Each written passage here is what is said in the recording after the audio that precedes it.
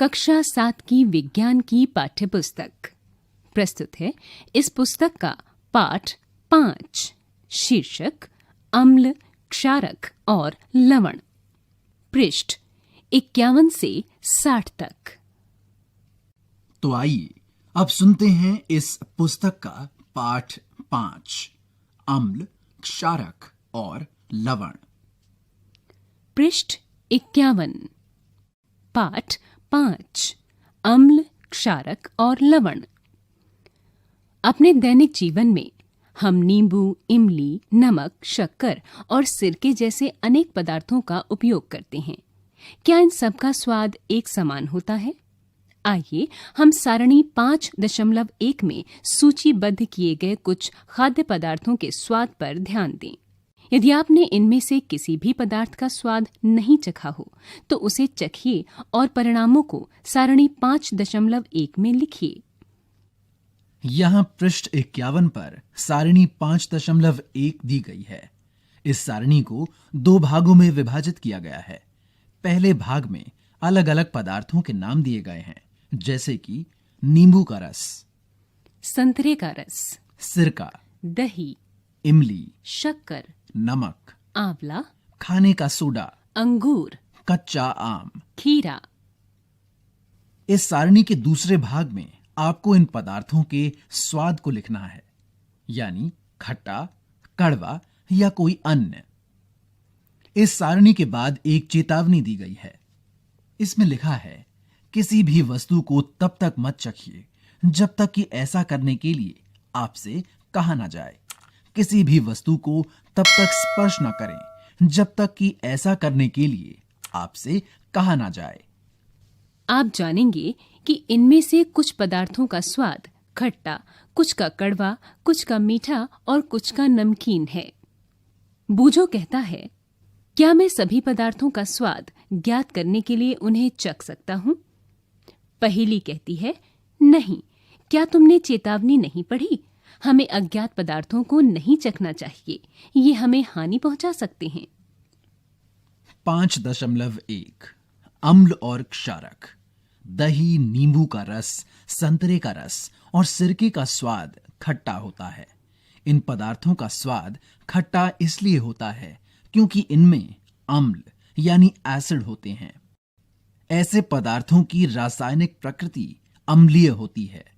Acid शब्द की उत्पत्ति लैटिन शब्द एसियर से हुई है, जिसका अर्थ है खट्टा। इन पदार्थों में पाए जाने वाले अम्ल प्राकृतिक अम्ल होते हैं।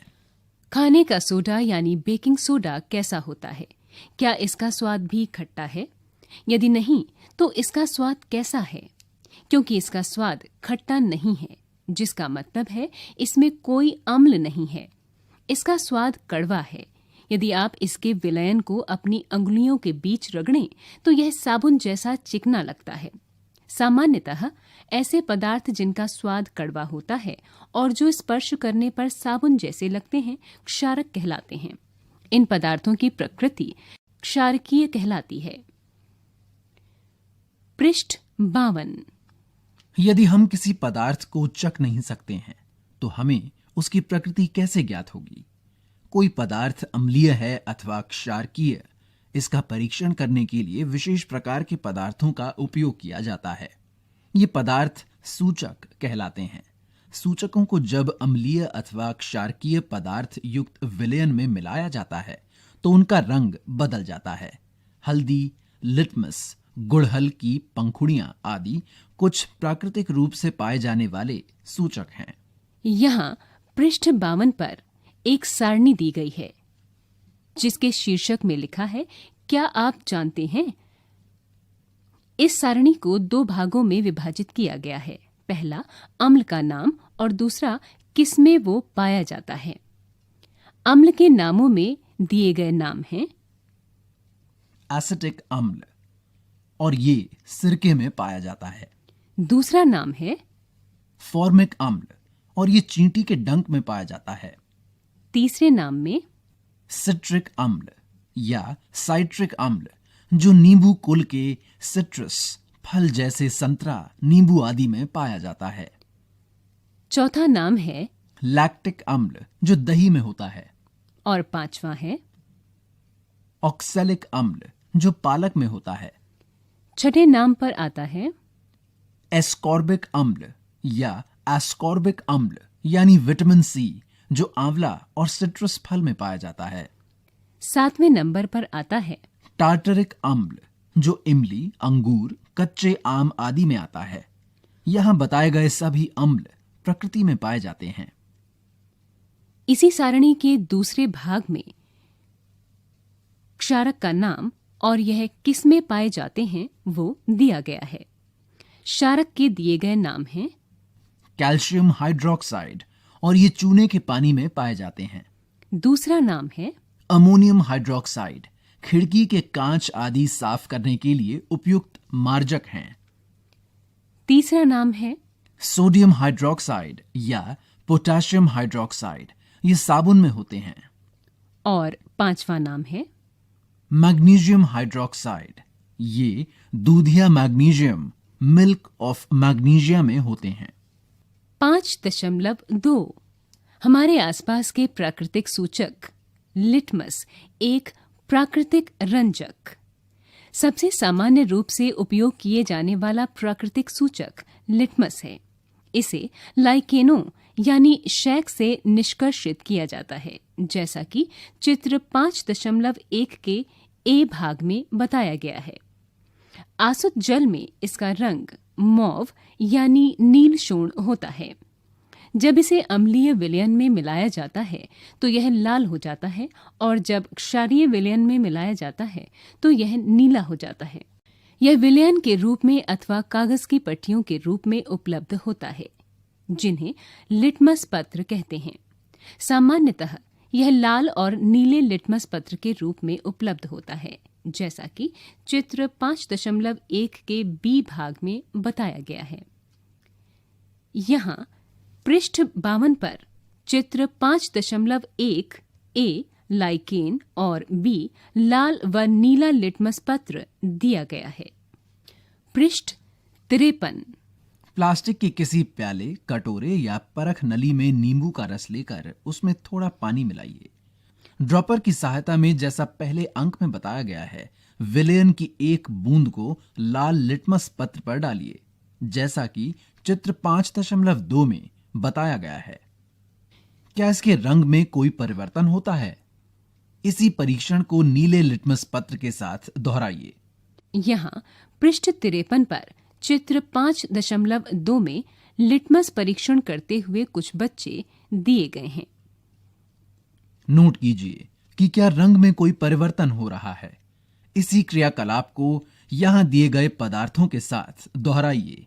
नलके का पानी, अपमार्जक यानी डिटर्जेंट का घोल, वातित पेय पदार्थ, साबुन का विलयन, शैम्पू, सामान्य नमक का विलयन, शक्कर का विलयन, सिरका, बेकिंग सोडे का विलयन, दूधिया मैग्नीशियम, धावन सोडे का विलयन तथा चूने का पानी, यदि संभव हो तो विलयन आसुत जल में बनाएं। यहाँ पृष्ठ 53 पर एक लेख दिया गया है जिसमें लिखा है, चूने का पानी बनाने के लिए किसी बोतल में चूने की कुछ मात्रा पानी में घोलिए। विलयन को भली भांति हिलाकर कुछ देर रखा रहने दीजिए। अब बोतल के ऊपरी भाग से कुछ द्रव को किसी बर्तन में निथार लीजिए। यह द्रव ही चूने का पानी है। अपने प्रेक्षणों को सारणी 5.2 में नोट कीजिए। यहाँ सारणी 5.2 पृष्ठ 53 पर दी गई है, जिसे 4 भागों में बांटा गया है। एक परीक्षण विलयन, दूसरा लाल लिटमस पत्र पर प्रभाव, तीसरा नीले लिटमस पत्र पर प्रभाव और चौथा निष्कर्ष। क्या आपकी सूची में कुछ ऐसे विलयन हैं जिनका लिटमस पत्र पर कोई प्रभाव नहीं होता? इन पदार्थों के नाम लिखिए। ऐसे विलयन जो लाल अथवा नीले लिटमस पत्र के रंग को परिवर्तित नहीं करते, उदासीन विलयन कहलाते हैं। ऐसे पदार्थ ना तो अम्लीय होते हैं और ना ही क्षारकीय। हल्दी एक अन्य प्राकृतिक सूचक है।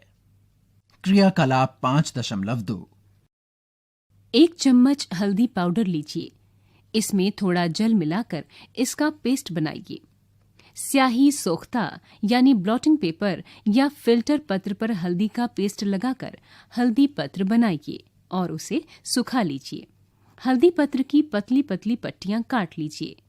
हल्दी पत्र की पट्टी पर 1 बूंद साबुन का विलयन डालिए। आप क्या देखते हैं? इसी प्रकार सारणी 5.3 में दिए गए विलयनों का परीक्षण कीजिए और अपने प्रेक्षणों को सारणी 5.3 में नोट कीजिए। आप अन्य पदार्थों के विलयनों से भी परीक्षण कर सकते हैं। पृष्ठ 54। यहां पृष्ठ 54 पर सारणी 5.3 दी गई है। इस सारणी को 3 भागों में विभाजित किया है। पहले भाग में परीक्षण विलयन दिए गए हैं, बाकी 2 भाग खाली हैं। बाकी 2 भागों को आपको भरना है। इन दोनों की शीर्षक हैं हल्दी के विलयन पर प्रभाव और टिप्पणी। परीक्षण विलयन जो यहां पर लिखे गए हैं उनके नाम हैं नींबू का रस, संतरे का रस, सिरका, दूधिया मैग्नीशियम, खाने का सोडा, चूने का पानी, शक्कर, नमक। यहां पृष्ठ 54 पर एक लेख दिया गया है। इस लेख में लिखा है, आप अपनी माताजी के जन्मदिन पर उनके लिए विशेष बधाई पत्र बना सकते हैं।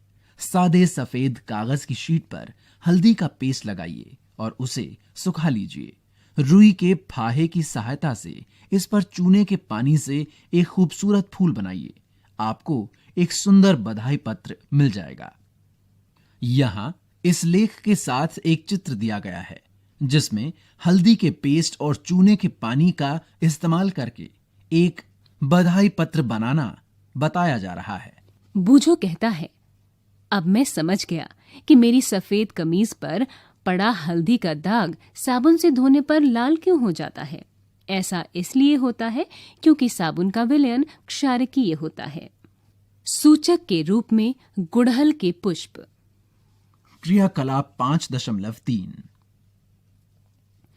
गुड़हल के पुष्प की कुछ पंखुड़ियां एकत्र कीजिए और उन्हें किसी बीकर में रख दीजिए। इसमें थोड़ा गर्म जल मिलाइए। मिश्रण को कुछ समय तक रखिए जब तक जल रंगीन न हो जाए। रंगीन जल को सूचक के रूप में उपयोग कीजिए। इस सूचक की 5-5 बूंदें सारणी 5.4 में दिए गए प्रत्येक विलयन में मिलाइए। यहाँ पृष्ठ 54 पर सारणी 5.4 दी गई है, जिसे 3 भागों में बांटा गया है। पहला भाग परीक्षण विलयन का है, दूसरा आरंभिक रंग और तीसरा अंतिम रंग का है। दिए गए परीक्षण विलयन हैं शैम्पू यानी तनु विलयन, दूसरा है नींबू का रस, उसके बाद सोडा जल, इसके बाद सोडियम हाइड्रोजन कार्बोनेट का विलयन, इसके बाद सिरका, फिर शक्कर का विलयन, इसके उपरांत नमक का विलयन। सूचक का अम्लीय, क्षारकीय और उदासीन विलयनों पर क्या प्रभाव पड़ता है। गुड़हल के पुष्प का सूचक अम्लीय विलयनों को गहरा गुलाबी यानी मैजेंटा और क्षारकीय विलयनों को हरा कर देता है, जैसा कि चित्र 5.3 में बताया गया है। बूझो कहता है, जब मैं शुष्क लिटमस पत्र खाने के सोडे के ठोस कण रखता हूं तो मुझे सही परिणाम नहीं मिलते। क्यों? फिर पहेली कहती है, खाने के सोडे का विलयन बनाकर परीक्षण करो। पृष्ठ 55। पृष्ठ 55 पर चित्र 5.3 दिया गया है। इसमें गुड़हल का पुष्प और उससे तैयार किए गए सूचक, अम्ल और क्षारक बताए गए हैं। आप इन प्राकृतिक सूचकों को बनाकर उनसे अम्लीय, क्षारकीय और उदासीन विलयनों में रंग परिवर्तन देखने का प्रयास कर सकते हैं। पहेली आपके लिए यहां दी गई समस्या लेकर आई है। कॉफी का रंग है भूरा और स्वाद है कड़वा। अम्ल है यह या है क्षार? प्रश्न बड़ा ही है दुश्वार। स्वाद के कारण से अनजान, बिना परीक्षण होना ज्ञान। क्रियाकलाप 5.4। शिक्षक या शिक्षिका से अपेक्षित है कि वे अपने विद्यालय की प्रयोगशाला अथवा आसपास के किसी विद्यालय से यहां दिए गए रसायनों के तनु विलयन लें। ये रसायन हैं हाइड्रोक्लोरिक अम्ल, सल्फ्यूरिक अम्ल, नाइट्रिक अम्ल, एसिटिक अम्ल, सोडियम हाइड्रोक्साइड, अमोनियम हाइड्रोक्साइड तथा कैल्शियम हाइड्रोक्साइड यानी चूने का पानी। इनमें से प्रत्येक विलयन पर तीनों सूचकों के प्रभाव को प्रदर्शित कीजिए। अपने प्रेक्षणों को सारणी 5.5 में लिखिए। यहाँ पृष्ठ 55 पर सारणी 5.5 में प्रत्येक विलयन पर 3 सूचकों के प्रभाव को बताने के लिए आपको जगह दी गई है। इस सारणी को 4 भागों में बांटा गया है। पहला, अम्ल का नाम, दूसरा, लिटमस पत्र पर प्रभाव, तीसरा, हल्दी के पत्र पर प्रभाव और चौथा, गुड़हल के पुष्प के सूचक का प्रभाव। दिए गए अम्ल का नाम है हाइड्रोक्लोरिक अम्ल HCl। इसी के साथ इस पृष्ठ पर एक चेतावनी दी गई है। इसमें लिखा है, प्रयोगशाला अम्लों और क्षारकों के रखरखाव तथा उपयोग में अत्यधिक सावधानी बरतनी चाहिए। संक्षारक प्रकृति के होते हैं जो त्वचा में जलन उत्पन्न करते हैं और उसे हानि पहुंचाते हैं। 5.3 उदासीनीकरण। हमने पढ़ा है कि अम्ल नीले लिटमस को लाल कर देते हैं और क्षारक लाल लिटमस को नीला कर देते हैं।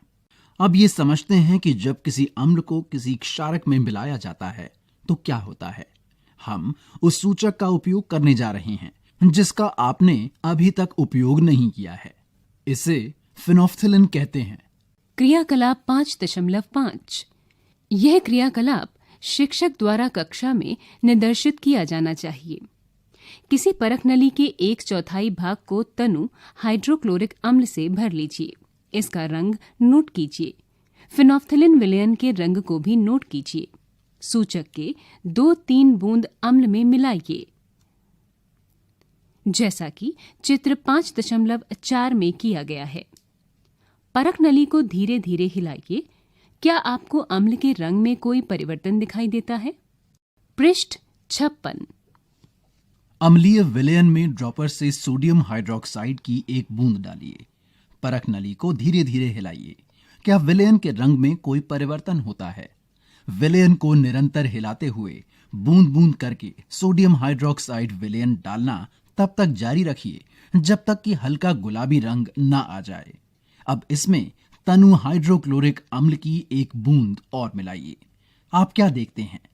क्या विलयन पुनः रंगहीन हो जाता है? फिर से सोडियम हाइड्रोक्साइड की 1 बूंद मिलाइए। क्या रंग में कोई परिवर्तन होता है? विलयन पुनः गुलाबी हो जाता है। यह स्पष्ट है कि जब विलयन क्षारकीय होता है तो फिनोफ्थिलिन गुलाबी रंग देता है।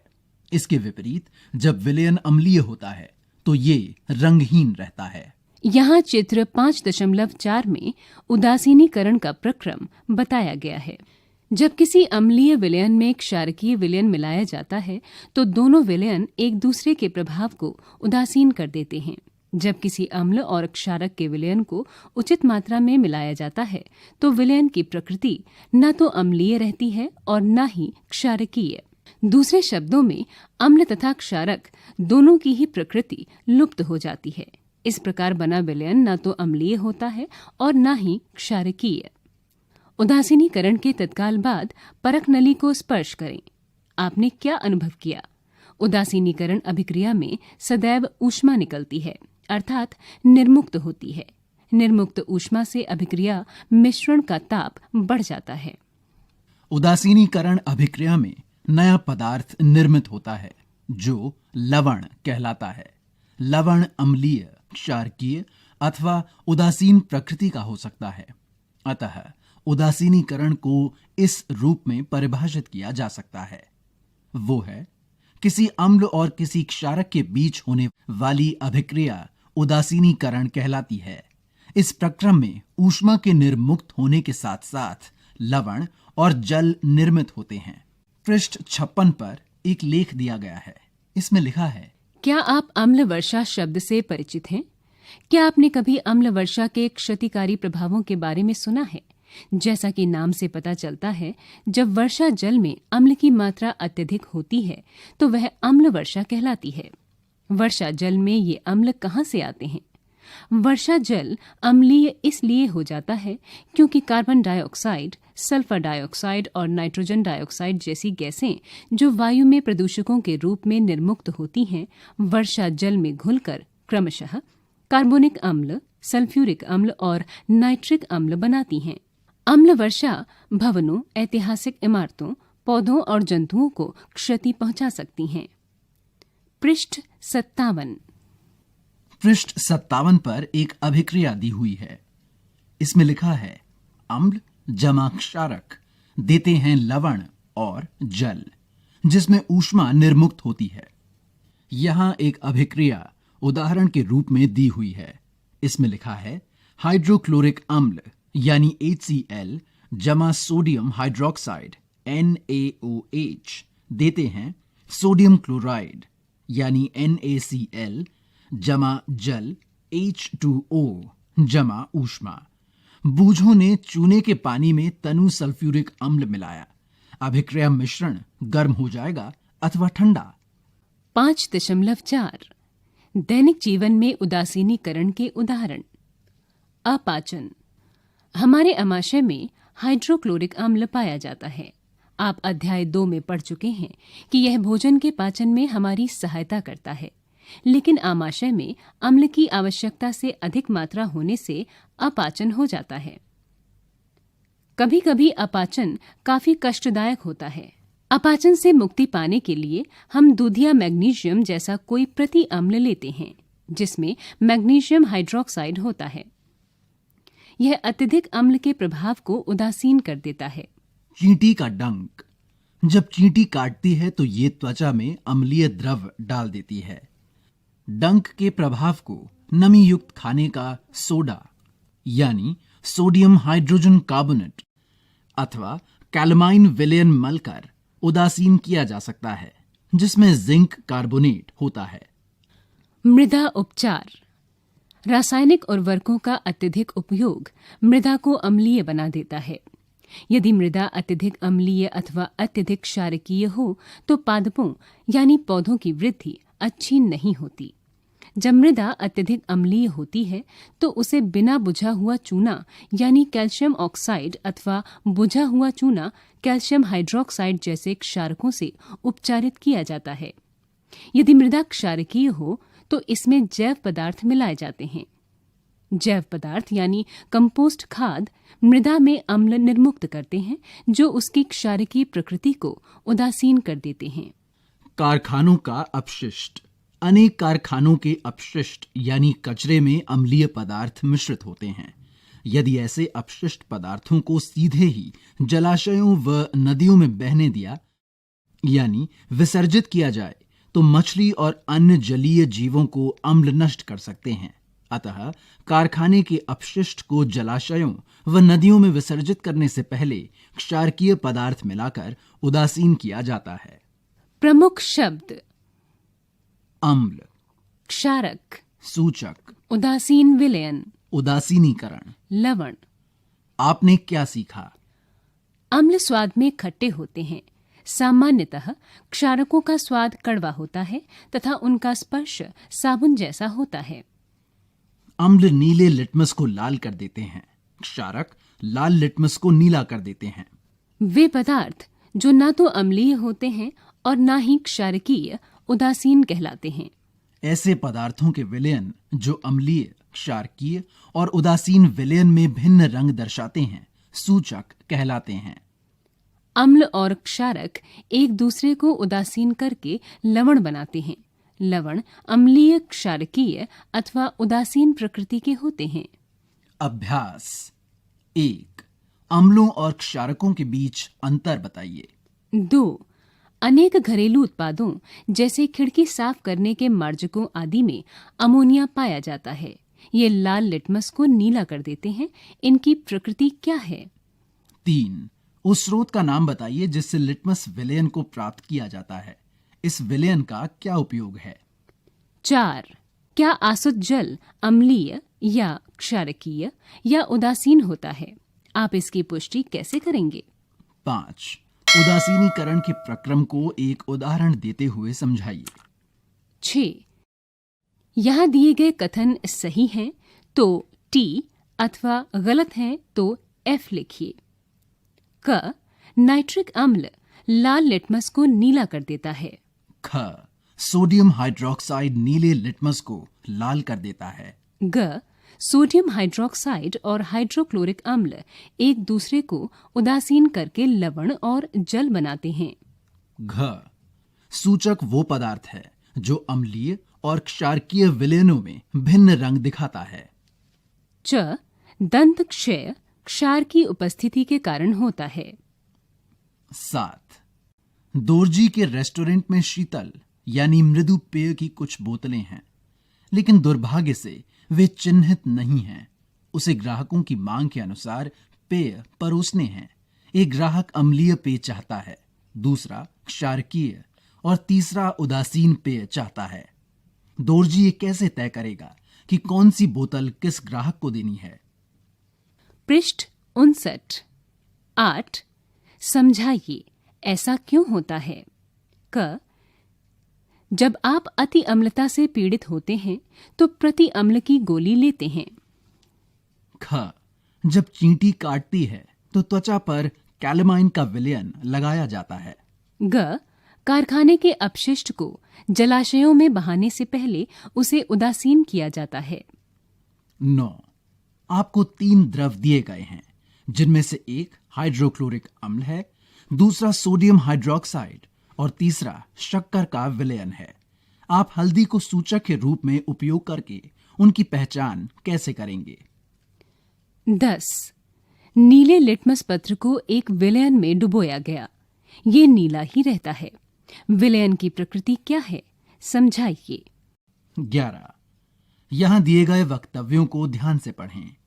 क, अम्ल और क्षारक दोनों सभी सूचकों के रंगों को परिवर्तित कर देते हैं।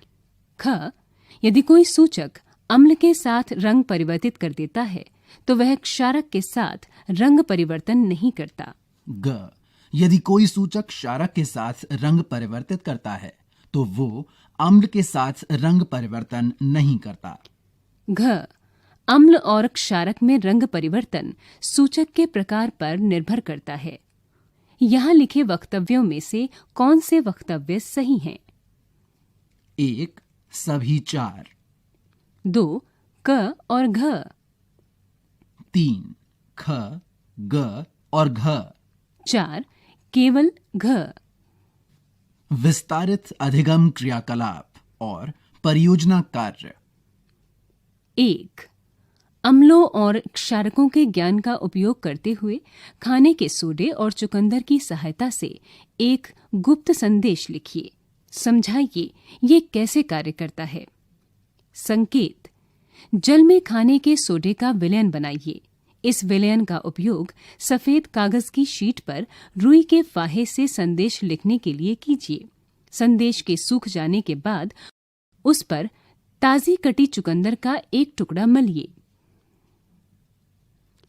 पृष्ठ 60।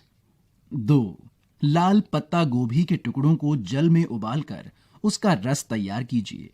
इसका उपयोग सूचक के रूप में करके इससे अम्लीय और क्षारकीय विलयनों का परीक्षण कीजिए। अपने प्रेक्षणों को एक सारणी में प्रस्तुत कीजिए। 3, अपने क्षेत्र की मृदा का एक नमूना लीजिए। यह मालूम कीजिए कि यह अम्लीय है, क्षारकीय है अथवा उदासीन। किसानों के साथ बातचीत कीजिए कि वे मृदा उपचार किस प्रकार करते हैं। 4, किसी चिकित्सक से ये जानने का प्रयास कीजिए कि अति अम्लता का उपचार करने के लिए वे कौन सी औषधि लेने का सुझाव देते हैं। उनसे ये जानने का प्रयास कीजिए कि अति अम्लता से कैसे बचा जा सकता है। क्या आप जानते हैं, हमारे शरीर की प्रत्येक कोशिका में एक अम्ल डीऑक्सीराइबोन्यूक्लिक अम्ल अथवा डीएनए होता है। यह शरीर के अनेक व्यक्तिगत गुणों जैसे हमारे रंग रूप, आंखों के रंग, ऊंचाई आदि का निर्धारण करता है। सभी प्रोटीन जो कि हमारी कोशिकाओं के भाग होते हैं भी अमीनो अम्लों के बने होते हैं।